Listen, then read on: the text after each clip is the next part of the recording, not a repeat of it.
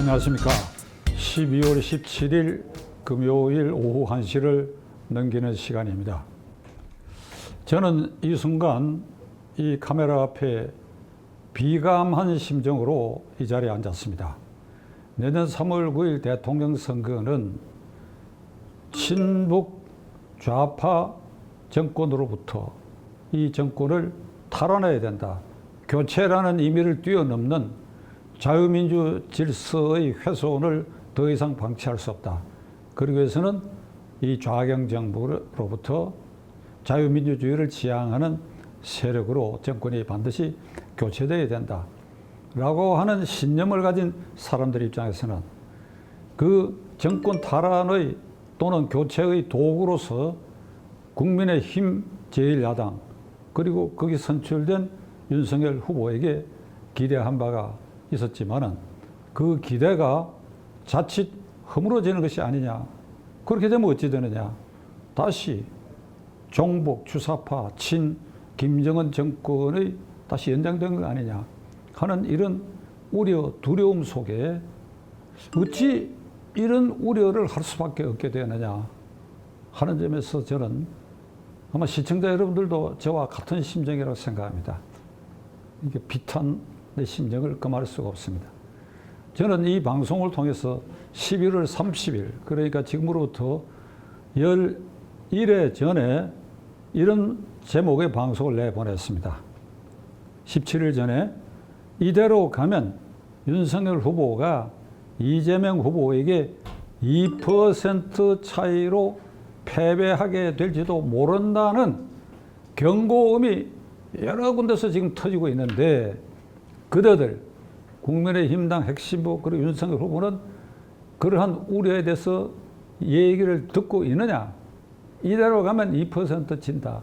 이게 17일 전 얘기인데 이번 주 들어와서 각종 여론조사를 보면 오늘 아침 어떤 신문에도 이재명이 앞서고 윤석열이 뒤따르고 또 거꾸로 윤석열이 앞서고 이재명이 뒤따르는데 그 차이가 간발의 차이로 각기 다른 여론조사가 나왔다.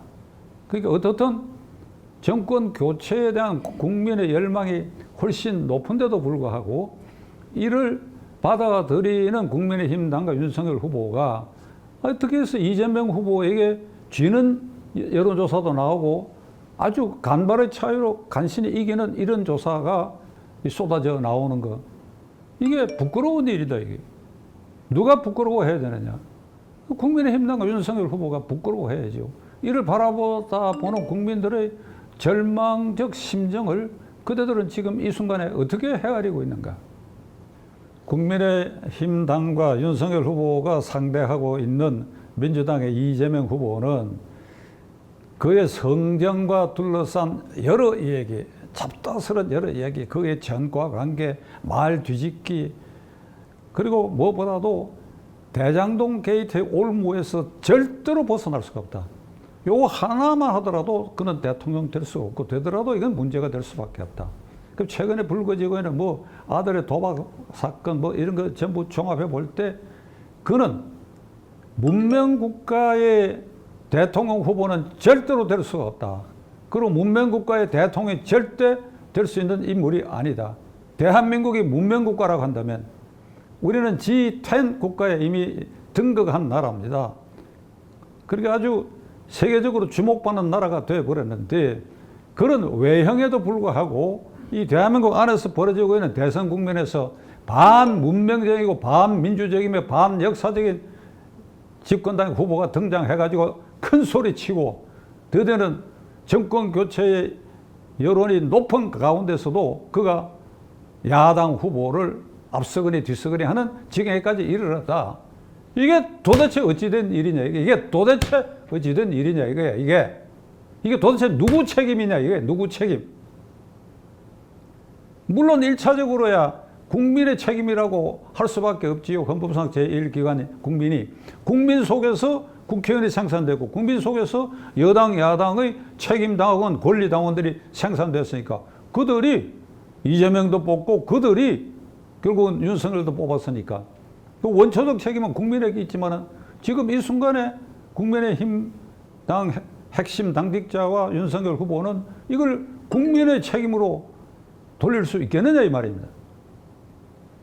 국민의힘당 지도부는 여야 후보들에 대해서 뭐 너절한 뭐 신상 문제, 가족 문제를 이게 들춰내는데 거기에 매몰돼 가지고 가장 핵심적으로 중요한 대장동 게이트를 이슈화하는데 그들은 실패하고 있어요. 대장동 게이트의 관련자 중에 이미 구속된 이재명 후보의 측근들 중에 유동규는 체포 직전에 자살 미수 소동을 벌였고 유한기는 일주일 전에 스스로 목숨을 끊었지 않습니까? 그러니까 대장동 게이트라고 하는 데는 이게 삶과 죽음이 번갈아 가면서 아주 검은 죽음의 계곡에 이게 빠져 있는 이런 사건인데 이걸 이슈화해야지요. 이재명 후보는 어떤 의미에서 보면 이것을 덮고 당선돼야 되고 그래 당선된 후에는 이걸 완전히 엎어버려야겠다는 거기에 골몰하고 조급증을 느낀 나머지 그는 온갖 말을 요소를 퍼붓다. 되는 말 안 되는 말을 퍼붓는다. 그리고 집권당의 공약 또는 자기가 이미 발표했던 공약도 수시로 말을 뒤집는다. 누구 말대로 자기 입으로 한 공약도 새털만큼도 소중하지 않다. 언제든지 뒤집는다. 무슨 방법이든지 간에 당장의 현장을 모면해야 되겠다. 그 가장 깊은 심리적 원인에는 이 대장동 게이트, 죽음의 계곡에 쌓여있는 이 대장동 게이트가 자리 잡고 있다고 한다면 이준석 대표, 유한기 죽음을 두고 이렇게 얘기했지요. 대장동 게이트의 1번 플레이어를 검찰이 조사하지 않고 변죽을 울리다가 이 유한기 죽음을 맞이했다. 1번 플레이어를 조사하지 않고 방치했다. 1번 플레이어가 이재명인데 1번 플레이어 이래버리면 국민 중에 못 알아듣는 사람도 있을 수 있는데 똑바로 이재명 후보, 이재명 1번 플레이어 아니냐. 두 눈을 부릅뜨고 얘기해야지.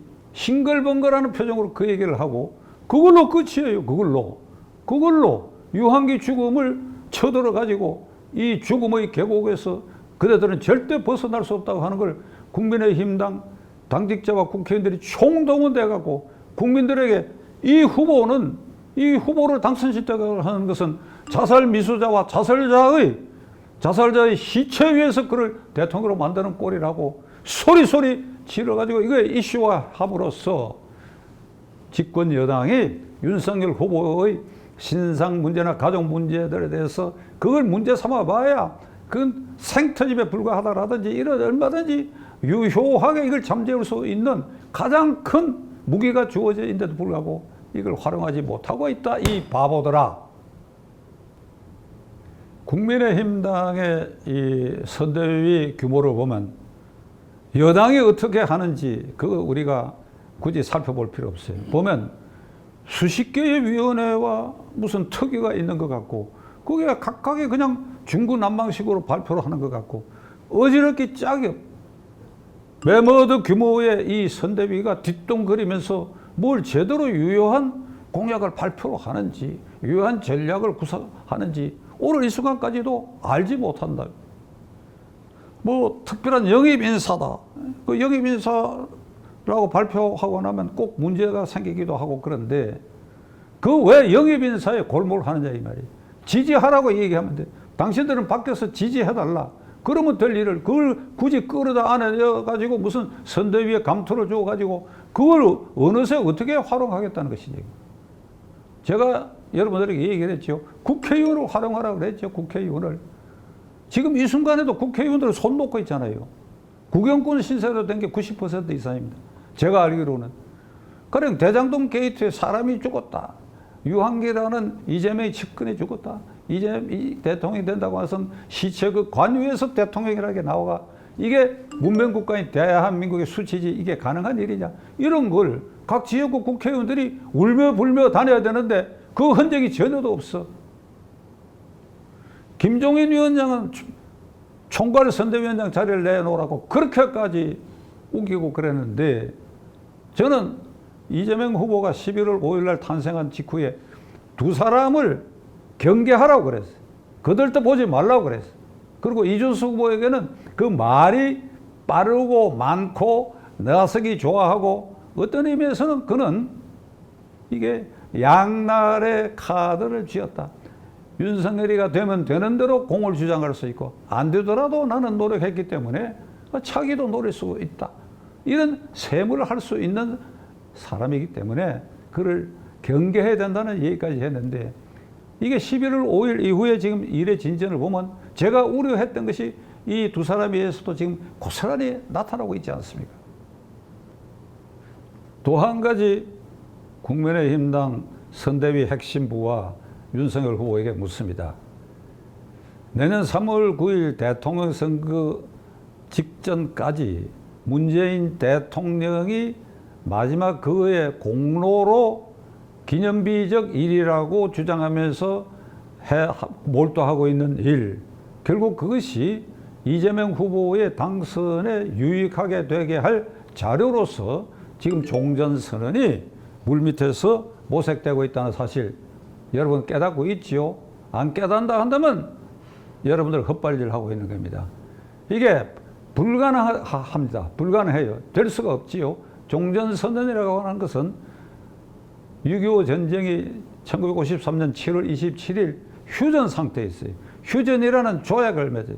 그 조약은 지켜져야 되는 것이죠. 그 교전 당사국의 그 조약을 중국, 북한, 미국 그리고 대한민국에 빠진 것은 당시 이승만 대통령이 북진 통일을 주장하는 것이 좌절되었다고 해서 백선엽 장군 그 정전회담 대표를 불참하라고 해서 사인 안 됐지만은 실제로 이 네 개의 교전국 당사자들이 회담에서 맺은 협정을 평화회담으로 전환해야 그 실제로 정쟁이 종료되는 것이고 따라서 종전선언을 달리 할 필요가 없는 것입니다. 제가 여러 차례 말씀드린 것처럼 평화협정으로 전환되기 위해서는 거기에 수기해야 할 사항들이 있어요. 1차로 전쟁 책임. 이거 남치면 전쟁이니까 전쟁 책임 물어야 되는 거예요. 배상 책임. 그리고 무엇보다도 대한민국의 국군 장병 중에 5만 명 이상이 포로가 됐는데 그 행방을 지금 우리가 확인할 수 없게 됐어요. 많은 분이 자꾸 하셨겠지만 그럼 생존자, 그 다음 유해는 어찌 되느냐 하는 이런 문제들을 해결을 하고 평화협정이라는 이름으로 이 조약이 체결될 때 그거는 달리 종전선언을 할 필요가 없죠.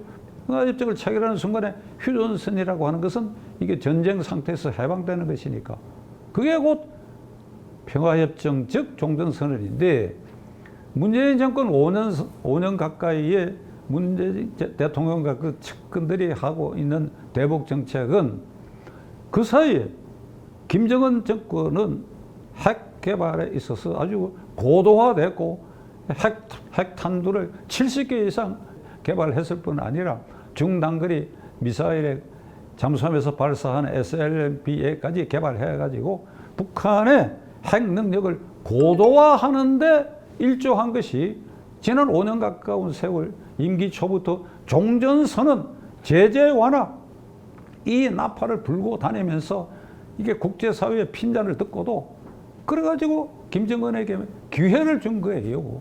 김정은이가 핵을 고도화하는 그 기회를 주는 방조를 한 것이 다름 아닌 문재인 대통령과 정권 그 실체들이라고 우리 생각해야 됩니다. 그런데도 3월 9일 이전에 미국을 어떻게든지 끌어들여가지고 그리고 중국, 북한, 그 다음에 대한민국, 미국이 애매한 수로 북핵 문제 해결을 위해서는 앞으로 우리가 종전선언도 긍정적으로 검토할 수 있다든지 거기서 한 걸음 더 나아가 며칠자로 우리는 일단 이게 평화 무드를 위해서 종전선언이라는 걸 발표로 한다라든지 이걸 유도해가 끌어내면 그때부터 한반도에는 평화가 왔다. 종전선언은 북한의 핵 폐기를 위한 출구다. 입구다. 입구. 출구가 아니라 입구다. 이렇게 종전선언부터 해 들어가야 북한이 비로소 테이블에 나가고 핵 폐기에 대한 의사를 발표할 것이다. 아주 이것을 오매불망 골몰해가지고 이 종전선언에 매달려 있는데 2018년 6월 12일 어떤 일이 있었는지 국민의힘당 핵심부와 윤석열 후보는 기억하시기 바랍니다. 싱가포르에서 트럼프와 김정은이 정상회담을 했지요. 8개 항의가 합의사항이 있습니다. 그러니까 한반도 비핵화란 말을 썼어요. 근데 그 합의사항이라고 하는 것은 지금 완전히 휴지 조각이 됐어요. 그 뒤에 하노이 회담에서 완전히 결렬되어 버렸지 않습니까? 그런데 이게 대한민국에는 어떤 작용을 했느냐?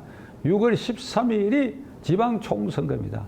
6월 12일 트럼프 김정은의 이 종이 쪽지 회담 결과가 발표된 것이 그날 오후 3시경인데 한국 시간으로. 그 오후 3시경부터 밤새도록 다음날 지방총선거가 있는 아침 그리고 그 오전 내내 이걸 방송에 다 내보내버렸어요. 이게 정부가 장악하는 모든 언론 그리고 정부 비판 언론마저도 이걸 보도하지 않을 수가 없으니까 이걸 보도를 해서 한반도에 이제 평화 무드가 왔다. 이게 북한은 비핵화의 길로 들어섰다. 이래가지고 국민들을 현혹시켜가지고 그 선거 결과가 어찌 됐습니까? 야당은 이게 부산시장, 울산시장, 경남지사까지도 다 뺏겨버리고 경북지사와 대구시장 그리고 제주도의 원희룡 무소속만 당선되는 서울 시내에서 25개 구청장 중에 서초구청장 하나를 빼고 24개 구청장을 민주당이 차지했고 서울시 이외의 90% 이상을 시의회가 민주당이 장악할 전국적으로 이런 현상이 되어버려요. 이걸 지금 우리가 그 후유증을 지금 보고 있는 것입니다. 이게 얼마나 달콤한 추억입니까? 이것에 버금갈 만한 것으로 종전선언을 골몰하고 있다 하는 사실을 꿰뚫어 본다면 모든 것에 앞서가지고 대장동 게이트를 이슈화해서 문명국에서 도대체 대통령 후보가 될 수 없는 이게 이재명이 같은 사람이 대통령 후보가 될 수 없다.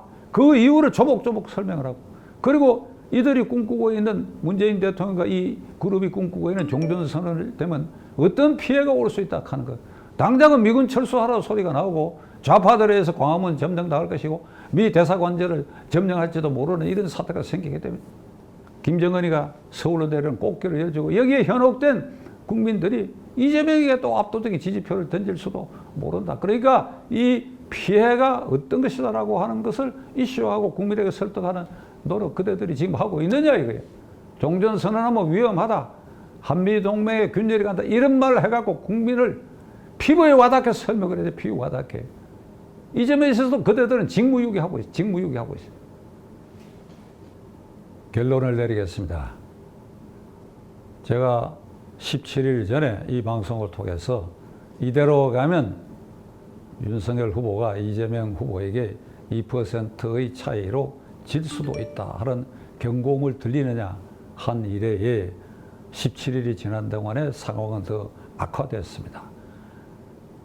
이재명 후보의 지지율도 박스권에 갇혀 있지만은 똑같이 박스권에 상자 속에 갇혀 있는 윤석열 후보와 대비했을 때 이게 오르락내리할 정도로 이건 물론 관변 여론조사 기관에서 그런 현저한 현상이 나타나지만은 그러나 저 경우에는 이게 시중에서 많은 사람 만나가 느낌이 이게 아마도 윤석열이 압도적으로 지금 이게 있어야 되는데 그런 게 아니다. 그리고 정권 교체에 대한 열망이 정권 유지 쪽보다도 압도적으로 20% 가까이 높았는데 이게 점차 줄어든다 하는 거 이런 걸 우리가 피부로 느끼게 된다 이게. 어떻게 할 것입니까 그대들? 어떻게 할 것입니까? 이걸 어떻게 돌파해갖고 이거 이루어낼 것인가? 무슨 방법이 있겠느냐? 이걸 돌파해가지고 정권 교체, 정권 탈환의 여론이 한두 달 전만큼 아주 압도적으로 올리고 윤석열 후보가 거기에 올라타서 이재명 후보를 아주 납작하게 20% 이상의 차이로 훨씬 앞서게 하는데 무슨 방법이 있겠느냐? 제가 오늘 이 순간에 이렇게 하면 어떻게 하느냐라고 그대들에게 말할 거리가 없다. 그렇기 때문에 제가 비감한 생각이 있던 시청자 여러분, 이거 어떻게 해야 되겠습니까? 오늘 저의 결론은 없는 것으로 할 수밖에 없습니다. 주말 동안에 시청자 여러분과 저 자신도 심사숙고하면서 어떻게 하면 종북 주사파 친 김정은 정권으로부터 자유민주 질서를 지키는 쪽으로의 정권 탈환을 해야 할 것인가 깊이 생각하고 골똘히 생각해서 주초에 여러분들을 다시 뵙도록 하겠습니다. 끝까지 시청해 주셔서 감사합니다.